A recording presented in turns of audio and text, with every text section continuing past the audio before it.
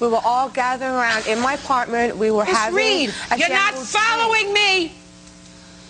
I agree with you. Welcome to MsMojo, and today we're counting down our picks for the times Judge Judy handled litigants' cases incredibly fast on her show of the same name. I would stop paying for it and consider myself lucky. Number 20. She can't stop interrupting. Kim Knoller is pretty upset that the defendant canceled the reservation he made with her motorcycle rental business. Luckily for her, she was able to keep the money he tried to have refunded. Now she basically wants more compensation for the inconvenience. Knoller has a no refunds policy. We know that because she keeps saying it over and over, even when the judge is talking. I think that you're a very bad businesswoman. Ma'am, I think he called that you 3 days later. I think that he you canceled 3 days later. My policy is no refunds. Miss Knoller. It's in my policy. I'm talking, you're not. The first rule of Judge Judy is don't talk over Judge Judy, but she doesn't seem to care. The judge already has it in for her over her business practices, but it doesn't take long for Knoller's case to be dismissed due to her sheer inability to stay quiet. And used my business before 3 times. That understood the policy. Just That understood the policy. goodbye. Your case is dismissed. That's We're great. done. Number 19. No Zipline, no money. This defendant rented a cabin for several days and decided she didn't have to pay. Her reasoning is pretty solid. Not. The Zipline she and her family wanted to use was not open for business. Somehow that's the cabin owner's fault? So she's decided she deserves a full refund because their ad mentioned there was ziplining nearby. Well, the Zipline was there when we rented it. If it closed its doors, so we rented it in June, or paid it in June, July 14th, which I have a picture, they closed their doors. The judge, and anyone with half a brain, does not agree. Scheindlin courteously gives the defendant a chance to explain herself before poking holes in her entire argument. In fact, it might have been kinder for her to just rule against her case outright. Instead, Scheindlin makes sure to promptly make a fool out of her before issuing any ruling. There was nothing that you could do with your family that you don't see regularly if there was no ziplining in what looks to me like a beautiful environment. Well, we weren't enjoying the environment, and my children didn't want to stay. Yeah, well, then you have spoiled children. Number 18. A gift from Judge Judy. Judge Judy is known for many things. Being sweet is not necessarily one of them. In the earlier days of her show, she presides over this case between exes fighting about a dog. Knowing she can't come up with a solution that would make both of them happy, she comes up with a little prompt creative justice. There really is no law in any jurisdiction that I know about that covers the joint custody or the visitation of a pet.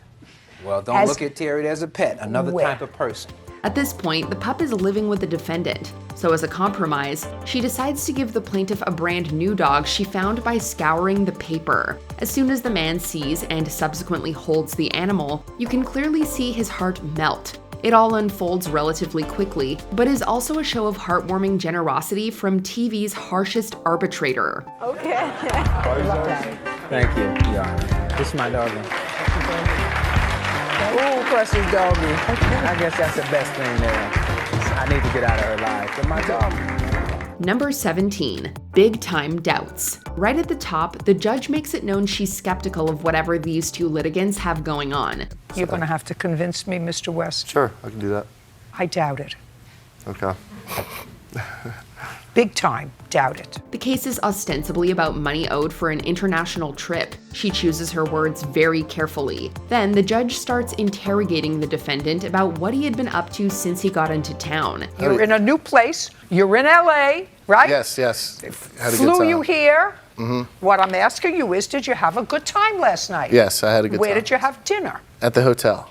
With whom? It seems like she knows something about what the men had been doing the prior night and is trying to suss it out. Whether or not the case is real or fabricated for a free trip to Los Angeles, Scheindlin is clearly having a great time making the litigants squirm a bit before sending them on their way. What do you think is going through my mind now when I said to you, I'm skeptical about your case, and you say to me, I have all the evidence here, so I want to show you that it's a real case, rather than just I have no case. That was the adjective I used. I apologize. Number 16. That sounds unreasonable. After her friend crashed her car, the plaintiff sues for her deductible, but what Judge Judy takes issue with is that she's suing for well over the deductible amount. But you had a $500 deductible.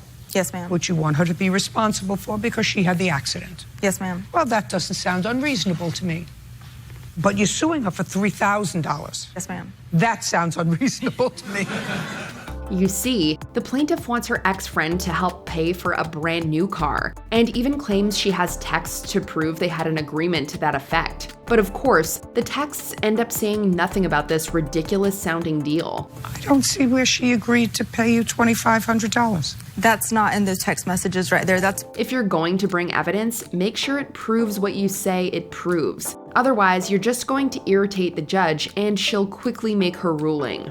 Number 15, couple tattoos. As soon as we hear it's going to be a case that involves matching couple tattoos, we know Judge Judy is going to be her understanding and compassionate self. Of course, the whole reason these two are in court is because the relationship didn't work out. And what kind of furniture did she buy you? It was a Serta mattress, king size, and the bed frame, and the TV. And you have a new girlfriend? Yes. Do you watch the TV with your new girlfriend? Yes. And you sleep on the mattress and the frame? Yes. You think it's right that the plaintiff pay for that? Already questioning their judgment, she goes about things pretty brutally and swiftly from then on, as she asks about owed furniture money. But between the defendant's new girlfriend speaking out of turn and his less than becoming language over text message, Judge Judy figures out which side she was on pretty quick. I don't believe. You don't believe what? Where did I say that I paid her? I told her I was going to pay for it. Would you show Shakespeare, please, the emails? The actual case is over in less than 5 minutes. Number 14, your dog doesn't speak to you. There are a lot of topics Judge Judy has very strong opinions about. Responsible dog ownership is one of them. So when she essentially makes it clear that this plaintiff has no cause of action against the dog owner defendant, you know she believes it 100%. Do you have a dog? I do. Your dog doesn't speak to you? The plaintiff was watching the defendant's dog for her, and the pet was unruly, causing some damage to her home. She believes she's owed, even though she was in charge of the animal at the time. The judge quickly shoots down her argument, but that doesn't stop her from disagreeing. And if you've seen this show, you know how that's gonna go. I disagree with your... Goodbye! Parties are excused. You may step out. Judge Judy continues in a moment. Number 13, allegations fly. In her younger and more patient days, the judge put up with a lot more disorderly conduct in her courtroom. While it may be plaintiff Charles Lanfried's case, his witness and the defendant end up getting into a verbal back and forth that completely derails everything. I picked her up. I went to his house because he had her kids. I dropped them off. I had to go to work the following morning, and I was staying in LA. And my head is getting full of facts. It doesn't take long for the snide remarks and insults to turn into full-blown accusations of unflattering behavior. The judge awards Lanfried his money after less than 4 minutes, if only to get them all out of her hair. Still, the drama is far from over. Their heated exchange spills over into the hallway outside. How many friends buy you a convertible? How many friends buy you a tennis bracelet? How many people sign your apartment on your lease? How many people do this? Number 12, $5,000 for a $10 haircut. Judge Judy understands that the law is important, but so is good TV. If she wasn't interested in entertaining us, she wouldn't hear this case about someone so upset by his haircut that he's suing for a whopping $5,000. Just hope you don't use that against me. No, I'm going to hold your lawsuit against you because it's stupid. Well, to me, it's personal, and if you got a bad haircut, I'm sure you would be happy. It's stupid. Your lawsuit's stupid. The defendant simply cut Carlos Campos's admittedly sparse head of hair too short. Campos seems to think it's a matter of principle. Judge Judy thinks it's a matter of stupidity and a desire to be on television. She skewers his lawsuit and his hairline in just a few minutes before sending him back home with only a $10 refund. I don't think you're cute. I'm not trying to be cute. Great. You're Good. trying to be cute. Good. You are cute. Mr. Campos, you are absolutely correct. That's why I have the job, and you get $10, and that's the judgment of the court. Goodbye. Number 11, super seriously. Plaintiff Shaughnessy Fahey has a lot to say. Even if the judge is talking, he thinks what he has to say is far more important. That's much easier said than done. Listen to me. That didn't require an answer. That was a statement. That wasn't a question. He has to point out every nuance of every detail of every fact of the case, even when it contradicts his own sworn statement. The worst thing is that he probably was wronged. However, he grates on the judge's nerves so much that she flat out tells him she's done with the case. Well, this was my friend. You have to understand that too. You know, this was my friend. And it was an unhealthy environment. And I'm glad. I'm done. You're gone. And as quickly as it began, it's over. When he realizes what's happened, his incredulous response gives Judge Judy the opening for a brutal and efficient smackdown. Seriously? No, not seriously. Super seriously! Number 10, substance use disorder. I gave her, All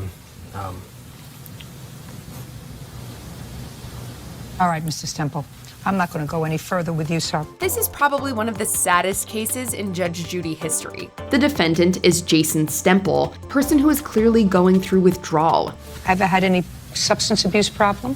No, ma'am. He appears totally distraught and physically unwell. He can barely string two words together, and the plaintiff is even forced to answer questions on his behalf. She also admits that he used money she had given him for a drug test to buy illicit substances instead. Eventually, I got it out of him that he had paid for heroin. Judy quickly brings the case to an end in under 2 minutes by first telling Jason he needs help, then by offering to get him some if he wants it. It's rare for Judy to show compassion in court, but it's clear that this man needed to hear some harsh but reassuring words. But I'm going to suggest to you, you're 31 years old. If you want to be 32 years old, you better get yourself some help. Number 9, she's an idiot. Go. Go it. Speak. Let's lighten the mood and watch the Judy we all know and love, the one who calls other people idiots. In this case, the plaintiff is suing Sandy Huang for a $4,800 loan. He'd co-signed the loan, the money of which was used for Sandy's breast implants. I asked and I was like, oh, I want to get my boobs done. And afterwards, my boyfriend at the time said he was willing to pay for it. So why didn't he? He got arrested. I did not know that part. However, the plaintiff and friend, or perhaps former friend now, says that Sandy hasn't been making her payments. And Sandy says that she had considered the loan a gift. If he wasn't saying, he gave me as a gift, so it's not my fault, right? Of course, he doesn't see it that way, and he wants his money. Judy absolutely annihilates Sandy and calls her an idiot before slapping her with the whole $4,800 bill. She's an idiot. Thanks. To top it all off, she states that Sandy shouldn't have any more children, lest she spread her stupidity. Ouch. That some people say that being an only child is not a good thing. In your daughter's case, perfect. Number 8, ruined iPhone. Here's a little tip for all you pranksters out there. If you break something, you have to pay for it, even if it was an accident. Defendant Ashley Hunter pushed her friend Jennifer into a pool and broke her iPhone, and Jennifer wants to be compensated. Fair enough. However, Ashley refuses to pay because it was an accident, and it, quote, wasn't malicious at all. And it wasn't malicious at all. I had no idea she had her iPhone. I felt awful after it happened. So. Well, you felt awful. That means you pay for it if you feel awful. Of course, Judy isn't having that ridiculous explanation, and she bluntly ends the case by telling Ashley to grow up and own her mistakes. The whole thing ends with Ashley explaining rocket science to Judy, or trying to. Seeing as how the whole room exploded with laughter, we don't think she succeeded. Simple as that. Isn't that rocket science? What is rocket science? Rocket science is when the scientists find out things about space. Number 7, bird monitor. You gave away your bird. To a good home, Your Honor. You That's gave what the ad away says. your bird. Lots of toys to destroy. Put it down, open up your ears and listen. Sometimes good intentions can land you in jail. This was almost the case for plaintiff Tracy Martin, who sold her pet parrot to the defendant. She later saw the parrot and believed that it was being neglected, as it didn't have any toys and, quote, looked horrible. Judy stops the case dead in its tracks because, quote, courts don't micromanage pets. She also states that once a transaction is made, the seller has no further responsibility or say over the pet's well-being. She doesn't want anything to do with you anymore. You gave her your bird. Exactly. Shh. this is true for private affairs, and it's also true for pet adoption centers. As such, Tracy has no case, and Judy even warns her of potential jail time if she continues in her well-meaning but naive pursuit. If you don't leave her alone, the police are going to get involved, and she will get a restraining order against you from coming anywhere near her or where she lives. You have to stay away from her. Number 6, one weird practical joke. Try just to speak the truth. Do you understand? Yes, I do. Yes, I do. Good. Try to speak the truth, then we won't have any trouble, Mr. Mystery. No problem. If you don't, we're going to have a lot of trouble. Oh, the things Judy has to hear. This case sees Jimmy Mystery suing his friend Rafael Cassin for damaging his car. But this wasn't just a simple friends get into an accident in his buddy's car case. No, it's far wackier than that. The two had attended a party, and Rafael got jealous once he saw Jimmy kissing the woman he had been kissing earlier in the day. So he stole Jimmy's car and hid it in a nearby park. I start hooking up with this girl, and later that night I see Jimmy hooking up with the same girl. I got pretty upset, and I hid his car from him. Rafael eventually recovered the car, but Jimmy noticed some extensive damage, including dents, scratches, and a missing grille. Despite calling Jimmy a wise guy, Judy swiftly awards him $910, because you can't just steal your friend's car and hide it in a park. By the way, Your Honor, you look beautiful. Don't suck there, up. Mr. Don't Mystery. suck up. Figured I might Because have. it'll be the fastest way for you out the door, sir. Number 5, two tiny women. What were you cursing at them for? Because they're losers. There's nothing like a good Judge Judy evisceration. Defendant Alexandra Nelson had harassed the plaintiff outside of his house and swore at 5 or 6 of his friends. The plaintiff retaliated by confronting them, but according to Alexandra, they were just being dumb, and the plaintiff had no right to confront 2 tiny women. This ridiculous statement shocks Judy, who contorts her face and visibly recoils from the stupidity. She then calls Alexandra an idiot and a manipulative problem, before slapping her with a $4,000 judgment. Judgment for the plaintiff in the amount of $4,000. That's all. Step out. Maybe next time she'll think about provoking people in front of their own houses. Because if there's one thing we learned here, it's that silliness like that results in one swift court case. Number 4, can I interest you in some venison? This is one of the funniest cases in Judge Judy history. It sees Eve Dettenheim suing her own sister, Carol, over damages to her car. Carol had taken the car and hit a deer, causing $1,300 in damages. I just didn't think.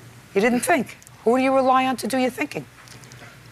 I just use it all the time, and she wasn't home, so I went over there to get the key and went, and the deer just jumped out in front of me. It sounds like a typical Judge Judy case, until you consider the finer details, like the fact that Carol took the carcass home, made venison stew, and offered some to her sister. What'd you do with it? Ate it. Is that true? Yes, ma'am, and she even offered me some, but I'm not having rigor mortis stew. Or the wacky sitcom-esque declarations, like Carol defensively stating that the venison did not have rigor mortis. Or the audience desperately trying to contain their laughter. It was like watching a Judge Judy parody on SNL. Needless to say, Carol was forced to pay the damages. Turns out venison stew does not fix cars. So why don't you work? Because I don't have to. Well, you have to because you owe your sister $1,300. Yeah, I wasn't expecting to have to owe $1,300. Judgment for the plaintiff in the amount of $1,300. Thank you very much. Your Honor. Go back to Louisiana and be happy. Number 3, don't get comfy. Thank you, Bird. You're welcome, Judge. Don't get comfy. You're not gonna be here long? No. Okay. When Judy says don't get comfy, you know a verbal smackdown is right around the corner. That's exactly what happened when Brenda Powell sued her ex-roommate Angela Rust. Brenda was forced to move out of their apartment, and now she wants Angela to pay the difference between her new, more expensive apartment and the apartment she shared with Angela. However, Judy destroys her confidence with 4 words. That's not a case. That's not a case. So, sorry to tell you, we don't do cases like that because it's ridiculous. She goes over a few of Brenda's options before dismissing the case with a simple goodbye. This whole thing is over in 2 minutes, and it leaves Brenda in tears. We can't say we blame her. We'd cry too if Judy eviscerated us like that. That doesn't happen. Parties are excused. You may step out. Number 2, she broke my toilet. Now, what is small claims court for if you can't sue your friend over a broken toilet? Lisa Reed believes that her friend, Barbara Loth, is responsible for her toilet because it cracked after Barbara sat on it. This whole ordeal is probably the most embarrassing thing that Barbara has ever gone through, and we feel terrible for her. And so does Judy. All I want to know is, did you fall on it? Did you kick it? Heck no. Did you hit it with a hammer? Did No. Did you hit it with a wrench? No, Your Honor, no. It broke.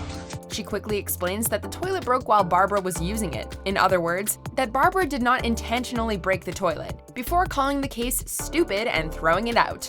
The audience claps and guffaws, and everyone goes home happy. Everyone except Lisa. Toilets break. I had one just break in my apartment last week.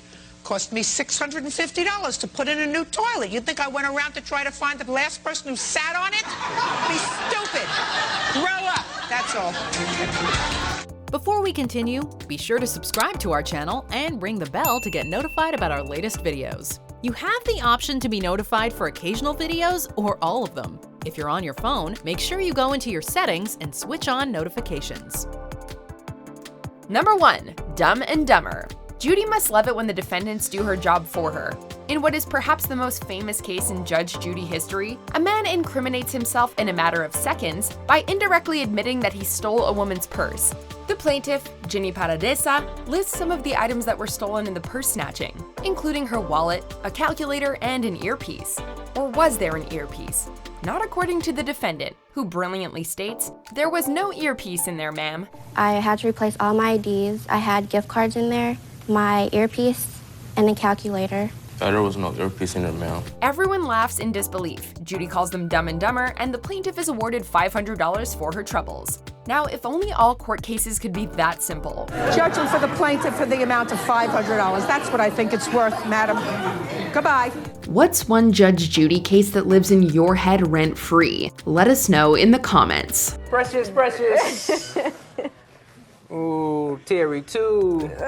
Do you agree with our picks? Check out this other recent clip from MsMojo and be sure to subscribe and ring the bell to be notified about our latest videos.